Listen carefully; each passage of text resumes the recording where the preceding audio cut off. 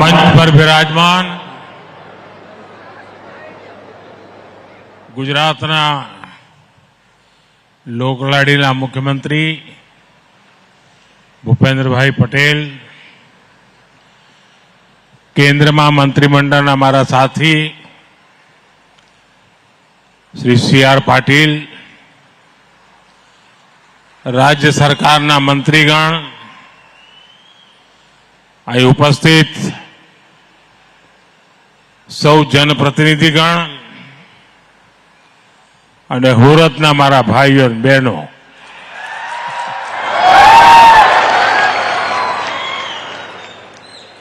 કેમ છો બધા? જોરમાં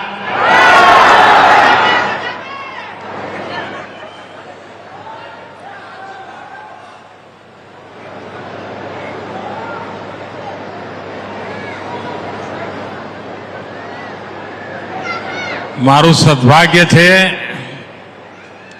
કે આજે દેશની જનતાએ અને ગુજરાતે મને ત્રીજી વખત પ્રધાનમંત્રી તરીકે સેવા કરવાનો અવસર આપ્યો.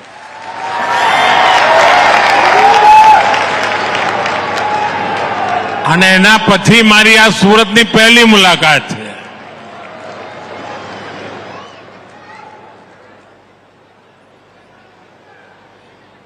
ગુજરાતે જેને ઘડ્યો એને દેશે ભાલથી અપનાવ્યો.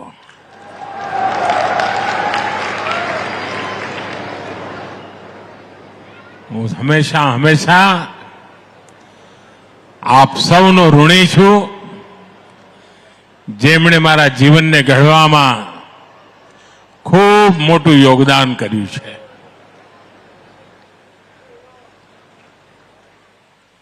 आज जब सूरत आया हूं तो सूरत की स्पिरिट याद न आए, देखने को न मिले, ऐसा भला कैसे संभव है? काम और दान,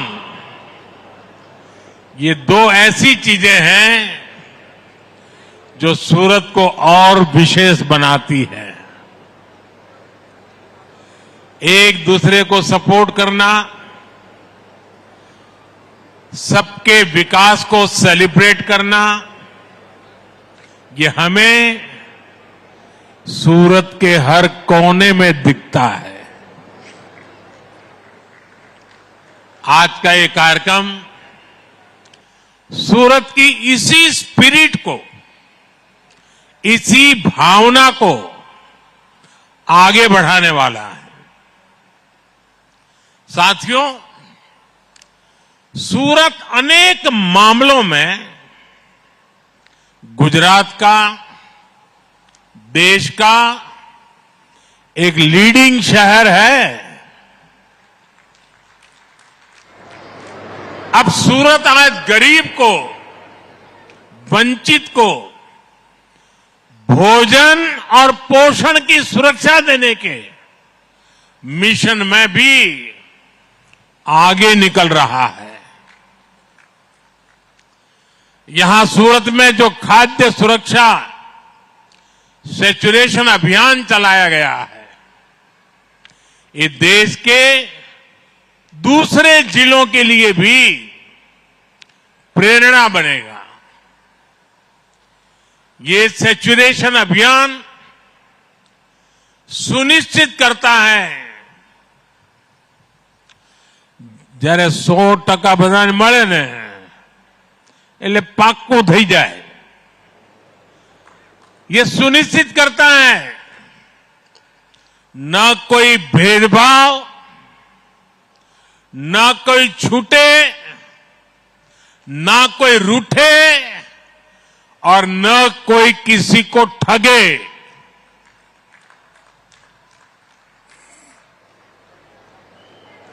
ये तुष्टीकरण की भावना को छोड़ करके, उन कुरीति को छोड़ करके संतुष्टिकरण की पवित्र भावना को आगे बढ़ाता है। जब सरकार ही लाभार्थी के दरवाजे जा रही है तो फिर कोई छूटेगा कैसे? और जब कोई छूटेगा नहीं तो कोई रूठेगा भी नहीं। और जब सोच ये हो कि हमें सब तक लाभ पहुंचाना है तो ठगने वाले भी दूर भाग जाते हैं। साथियों, इसी सैचुरेशन अप्रोच के चलते यहां प्रशासन ने 2.25 लाख से अधिक नए लाभार्थियों की पहचान की है। इनमें बहुत बड़ी संख्या में हमारे बुजुर्ग माताएं बहनें,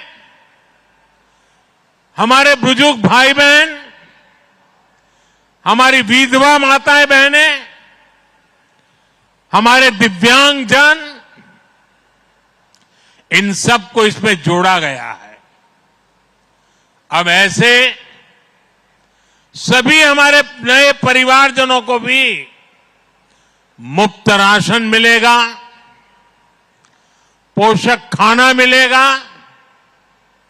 मैं सभी लाभार्थियों को बहुत बहुत बधाई देता हूं। साथियों, हम सभी ने एक कहावत सुनी है, बार बार कानों पे पड़ता था, रोटी कपड़ा और मकान।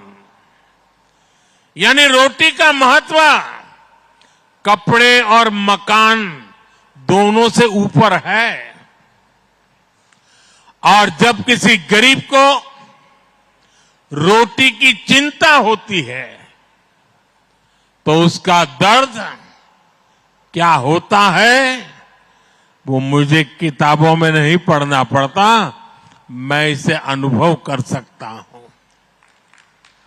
इसलिए बीते वर्षों में हमारी सरकार ने जरूरतमंद की रोटी की चिंता की है, भोजन की चिंता की है। गरीबना घરમાં ચૂલો ન સળગે, સંતાનો આંસુ પીને સૂઈ જાય, એ હવે ભારતને મંજૂર નથી। અને એટલે રોટલો અને ઓટલો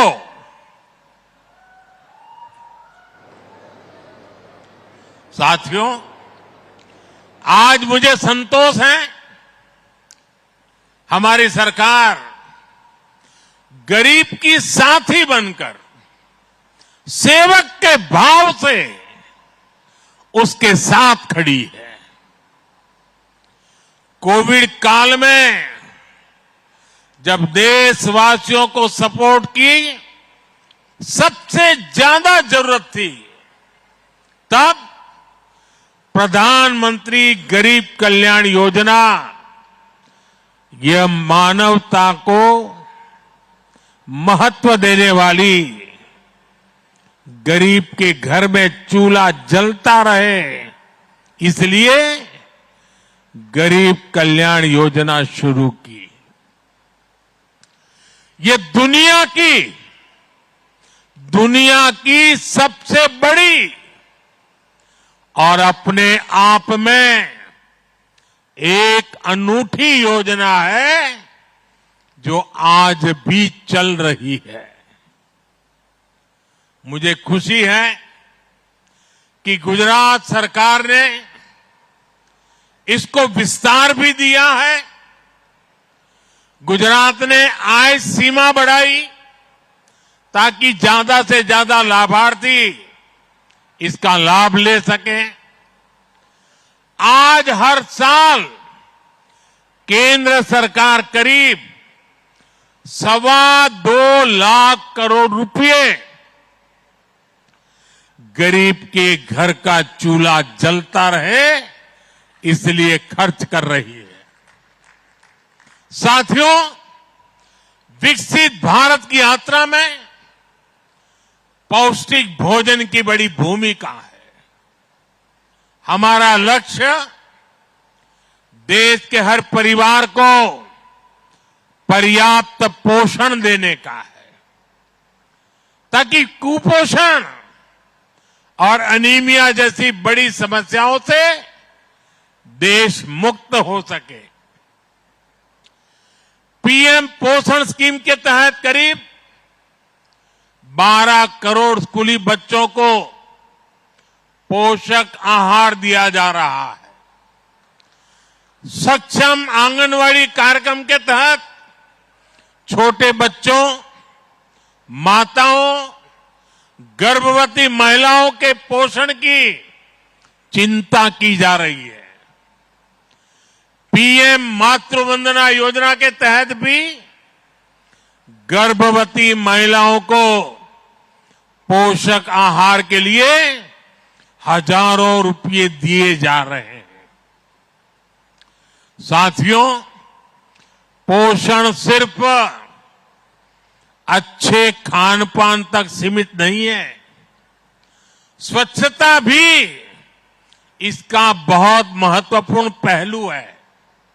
इसलिए साफ सफाई पर हमारी सरकार बहुत ही बल दे रही है और सूरत में तो स्वच्छता ना जारे जारे देशમાં સ્પર્ધા થાય, પહેલા બીજા નંબરે સુરત આપણું હોય જ। એટલે સુરતના અમારા લાલાઓ અભિનંદનના अधिकारी तो खरा જ। साथियों, हमारा प्रयास है कि देश का हर शहर, हर गांव गंदगी से मुक्ति के लिए लगातार काम करता रहे। आज दुनिया की अनेक बड़ी संस्थाएं कह रही है कि स्वच्छ भारत अभियान से गांवों में बीमारियां कम हुई है। अभी हमारे सीआर पाटिल जी के पास पूरे देश के जल मंत्रालय की जिम्मेदारी है। उनकी देखरेख में हर घर जल अभियान चल रहा है। इससे जो साफ पानी घर घर पहुंच रहा है, इससे भी बहुत सारी बीमारियों में कमी आई है। साथियों, आज हमारी मुफ्त राशन की योजना ने करोड़ों लोगों का जीवन आसान किया है। आज असली हकदार को उसके हक का पूरा राशन मिल पा रहा है, लेकिन 10 साल पहले तक ये संभव नहीं था। आप कल्पना कर सकते हैं, हमारे देश में 5 करोड़ से ज्यादा फर्जी राशन कार्ड धारक थे।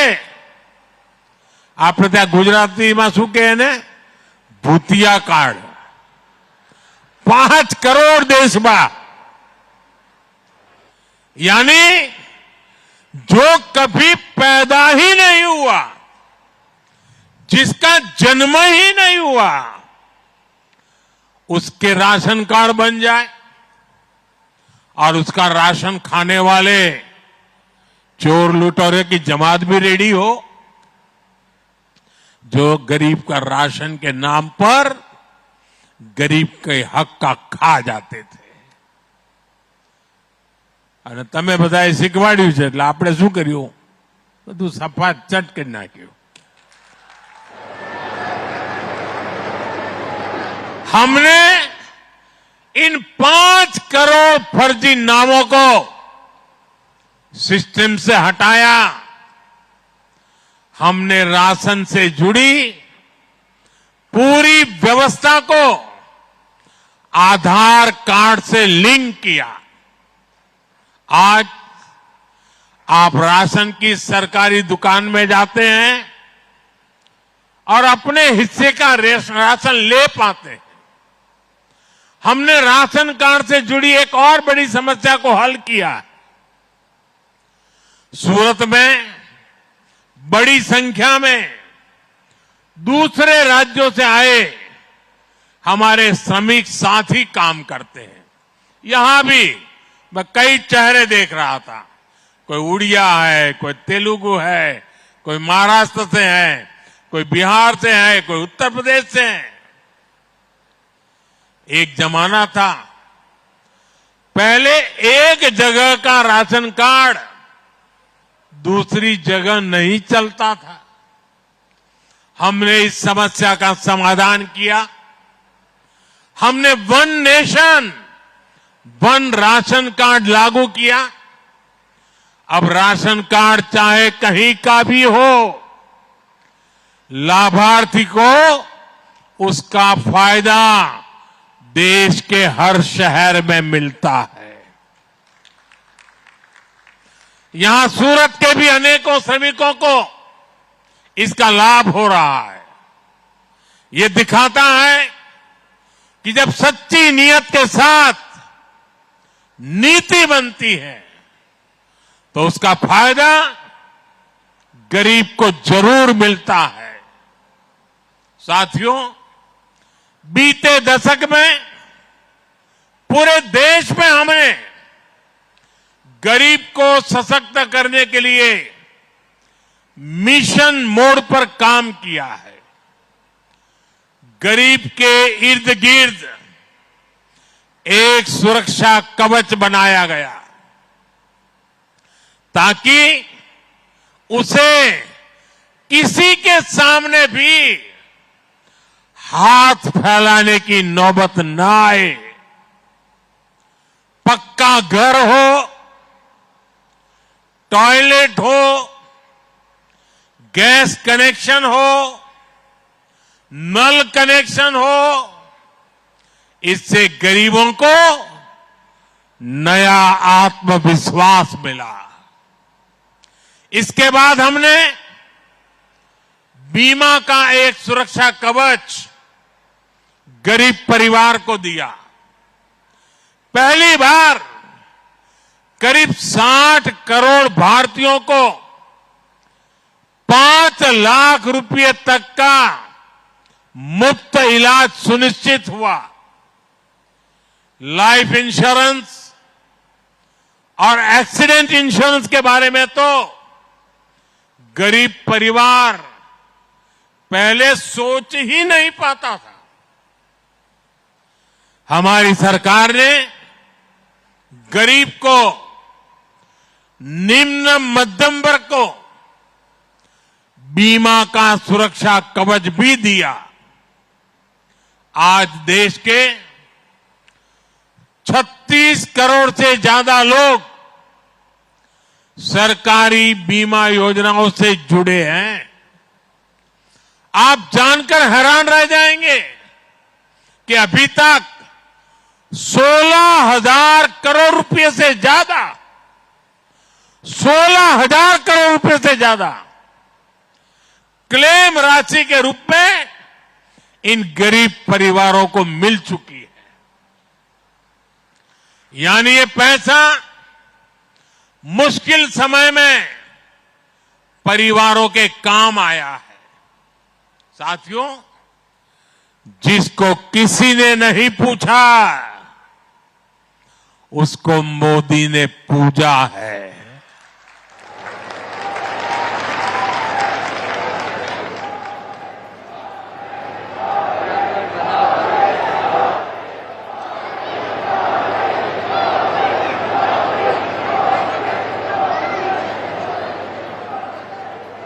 आप वो दिन याद करिए, गरीब को अपना कोई काम शुरू करना होता था तो उसको बैंक के दरवाजे तक भी घुसने नहीं दिया जाता था। पैसे देने का तो सवाल ही नहीं था। और बैंक वाले गरीब से गारंटी मांगते थे। अब गरीब गारंटी कहां से लाएगा और गरीब को गारंटी कौन देगा? तो गरीब मां के बेटे ने तय कर लिया कि हर गरीब की गारंटी मोदी देगा।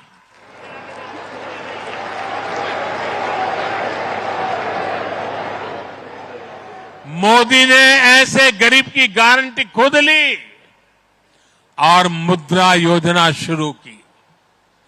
आज मुद्रा योजना से करीब करीब 32 लाख करोड़ रुपए, यह आंकड़ा जो हमें रोज गालियां देते रहते हैं ना, उनको जब 32 लाख लिखना है तो कितने जीरो होते हैं ये भी समझ नहीं है।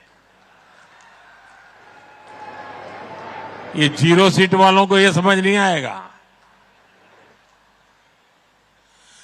32 लाख करोड़ रुपया बिना गारंटी को दिए गए हैं। मोदी ने गारंटी ली है।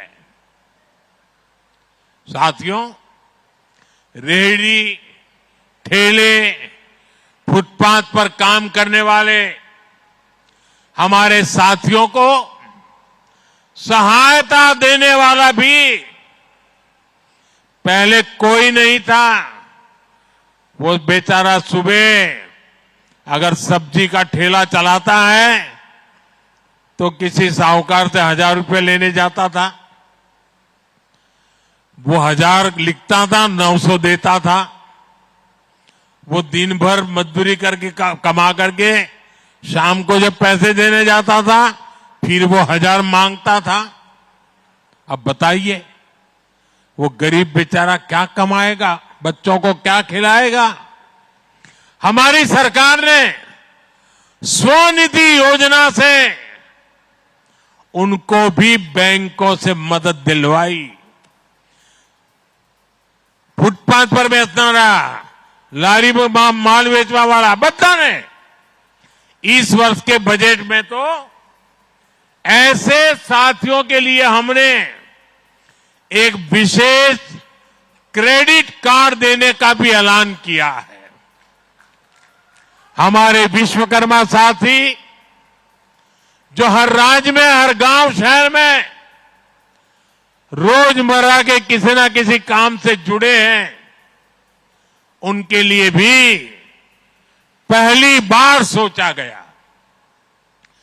देश भर में हजारों हजार ऐसे साथी आज पीएम विश्वकर्मा स्कीम के तहत ट्रेनिंग ले रहे हैं। उनको आधुनिक टूल दिए जा रहे हैं, उनको नई नई डिजाइन सिखाई जाती है और इस काम को आगे बढ़ाने के लिए उनको धन भी दिया जाता है, पैसे भी दिए जाते हैं। अपने परंपरागत काम को वो आगे बढ़ा रहे हैं और यही तो सबका साथ सबका विकास है। ऐसे ही प्रयासों के कारण बीते दशक में 25 करोड़ भारतीय गरीबी हटाओ के नारे 50 साल तक देश सुन सुन करके थक गया था। देशवासियों के कान पक गए थे। दरेक चूंटणी આવે એટલે ગરીબી હટાઓના ભાષણો થતા હતા। ગરીબી હટતી નહોતી। તમે મને એવો ગળ્યો કે ત્યાં જઈને એવો હું કામે લાગી ગયો। आज 25 करोड़ से ज्यादा लोग मेरे भारत के गरीब परिवार, 25 करोड़ से ज्यादा गरीब गरीबी से बाहर निकले हैं। साथियों, यहां सूरत में बड़ी संख्या में हमारे मध्यम वर्ग के परिवार रहते हैं। मिडिल क्लास का देश के विकास में बहुत बड़ा योगदान है। इसलिए बीते दशक में मिडिल क्लास को सशक्त करने के लिए सरकार ने अनेक कदम उठाए हैं। इस वर्ष के बजट में इसी भावना को आगे बढ़ाया गया।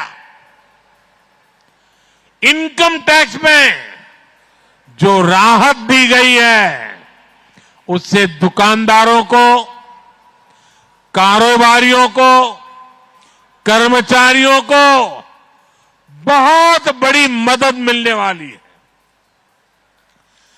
अब 12 लाख रुपए तक की आय पर 0 टैक्स हो चुका है। किसी ने सोचा तक नहीं था।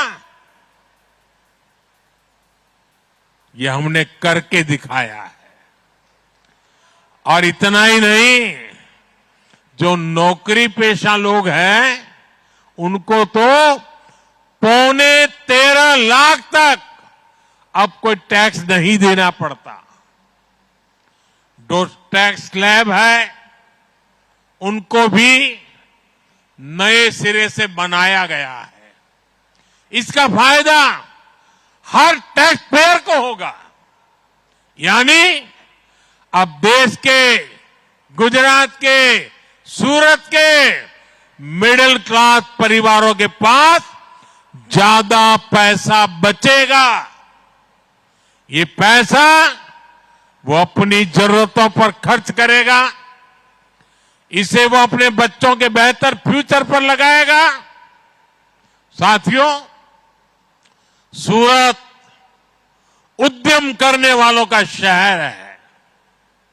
यहां बहुत बड़ी संख्या में छोटे बड़े उद्योग हैं, एमएसएमईज हैं। सूरत लाखों लोगों को रोजगार देता है।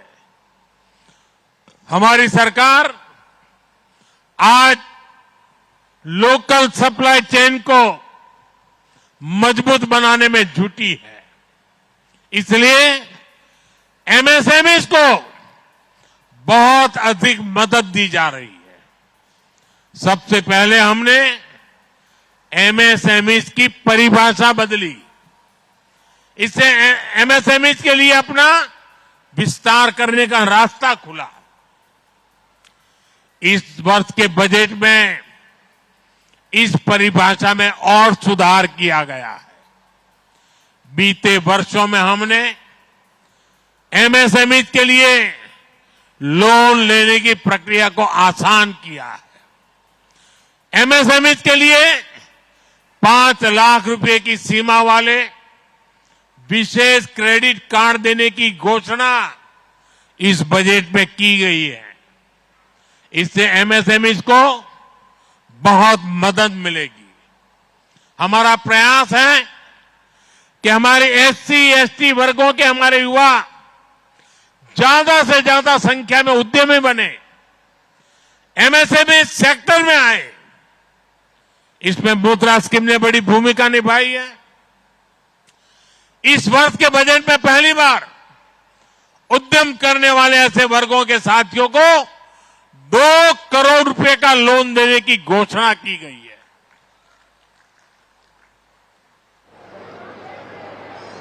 दलित, आदिवासी और महिलाएं 2 करोड़ रुपया, इसका बहुत अधिक फायदा सूरत के, गुजरात के हमारे नौजवान उठा सकते हैं। और मैं आपसे आग्रह करता हूं, आइए मैदान में, मैं आपके साथ खड़ा हूं। साथियों, भारत को विकसित बनाने वाले अनेक सेक्टर्स में सूरत की बहुत बड़ी भूमिका है। हम ये सुनिश्चित कर रहे हैं कि यहां के टेक्सटाइल, केमिकल और इंजीनियरिंग से जुड़े उद्योगों का विस्तार हो।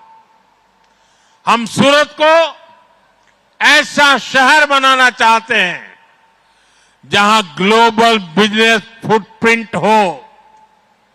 एक ऐसा शहर जहां शानदार कनेक्टिविटी हो।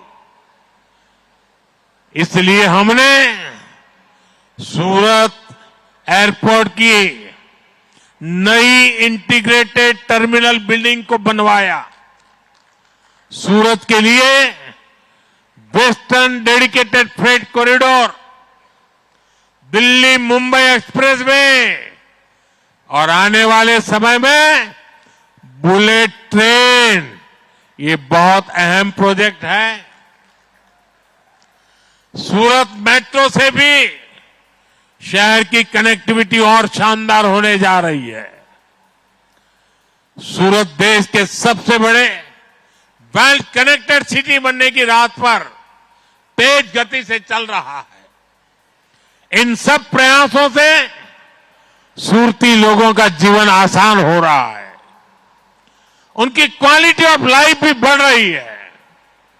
साथियों, आपको पता होगा, कुछ दिन पहले मैंने देश की नारी शक्ति से अपनी सफलताओं को, अपनी उपलब्धियों को, अपने जीवन की प्रेरणादायी यात्रा को नमो ऐप पर शेयर करने का आग्रह किया था। आपको जानकर अच्छा लगेगा कि अनेक बहनों बेटियों ने नमो ऐप पर अपनी गाथाएं शेयर की है। कल ही महिला दिवस है और कल महिला दिवस के मौके पर मैं अपने सोशल मीडिया अकाउंट्स को ऐसी ही कुछ प्रेरणादायी बहनों बेटियों को सौंपने जा रहा हूं। इन महिलाओं ने अलग अलग क्षेत्रों में देश के विकास में, समाज के विकास में बड़ी भूमिका निभाई है। ये देश की दूसरी माताओं, बहनों, बेटियों को भी प्रेरणा देगा। महिला दिवस का यह अवसर नारी शक्ति की उपलब्धियों को सेलिब्रेट करने का अवसर है। हम अपने देश में हर क्षेत्र में देखते हैं कि कैसे नारी शक्ति हर सेक्टर में अपना योगदान दे रही है, और हमारा गुजरात तो इसका कितना बड़ा उदाहरण है। और कल ही नवसारी में मैं नारी शक्ति को समर्पित एक बड़े कार्यक्रम में हिस्सा भी लेने जा रहा हूं। सूरत में आज हो रहे इस कार्यक्रम का भी बड़ा लाभ महिलाओं को ही मिलेगा, और मैंने देखा बहुत बड़ी मात्रा में आज माताएं बहनें आशीर्वाद देने के लिए आई है। साथियों, सूरत ऐसे ही मिनी भारत के रूप में, विश्व के एक शानदार शहर के रूप में विकसित होता रहे, इसके लिए हम हर प्रयास करते रहेंगे। और जहां के लोग जानदार होते हैं ना, उनके लिए सब कुछ शानदार होना चाहिए। एक बार फिर सभी लाभार्थियों को बहुत बहुत बधाई, અને અમારા હુરતી ભાઈ બહેનોને એક ખૂબ ખૂબ આભાર। એ આવજો, રામ રામ, ધન્યવાદ।